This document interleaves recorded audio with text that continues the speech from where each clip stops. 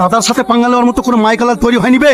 হ্যাঁ দাদা, সাব্বাস, বাঁচিয়ে রাখ শালাকে, আমি এক্ষুনি আসছি। ওই তো স্যারের গাড়ি, রাজারে স্যার কোথায়? ইস, কি অবস্থা করেছিস রে? নায়কের মতো চেহারা, মায়া লাগছে রে। তোর ভাইও অনেক জেদি মাছ। ভালো অফার দিয়েছিলাম তোর ভাইকে, 10 লাখ আছে, মাসের 1 তারিখে পৌঁছে যাবে। ঘুষ দিচ্ছেন?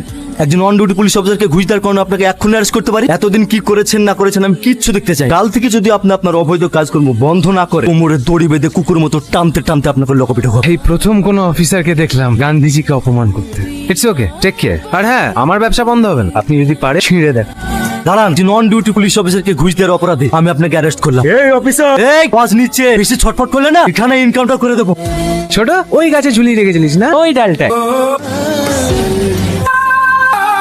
এর কি করবি ভাবছিস? ঝোলাবি? না না দাদা, বারবার সেই একই জিনিস। আর হাত পায়ে রক কেটে বস্তা ভরে থানার সামনে ফেলে দে, পরে ওসি আসলে কাহিনী শুনে ভয় পেয়ে যাবে। তাহলে ওটাই কর।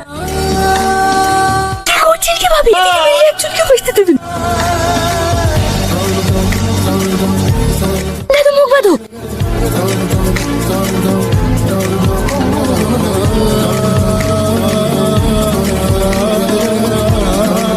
আপনাকে কারা ফোন করার চেষ্টা করেছিল? আপনি কি কাউকে চিনতে পেরেছেন? না, প্রত্যেকের মুখ কাপড় দিয়ে ঢাকা ছিল। আপনার কারোর উপর সন্দেহ কিংবা পার্সোনাল কোনো শত্রু? না, আমার কারোর উপর সন্দেহ নেই। বড় ভাই, এ শালা তো ভীতু, এমন ভয় পেয়েছে আমাদের নাম পর্যন্ত মুখে লেছে না। আইডিয়া পেয়ে গেছে যে নাম করলে রক কাটবো।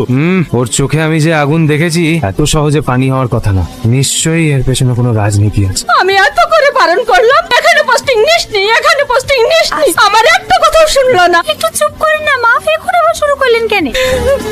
স্যার আপনার লেগে মা বাসারেন কি? খেলিয়ে ওইভাবে রেগে গেল কেন? বুঝতে পারছিস না, আমার সাথে তোকে দেখেছে না, রেগে গেছে। খুব ভালোবাসে আমাকে, বলতে পারে না। এভাবে চলে না গিয়ে আমাকে একবার জিজ্ঞাসা করলেও তো পারতে। সরি, আসলে আপনাকে অন্য কারোর সঙ্গে দেখে নিজেকে সামলাতে পারেন। কেন? জানি না। ভালোবাসো আমাকে? কি হলো, কথা বলছো না যে? আপনি আমাকে ভালোবাসেন? হ্যাঁ, সত্যি?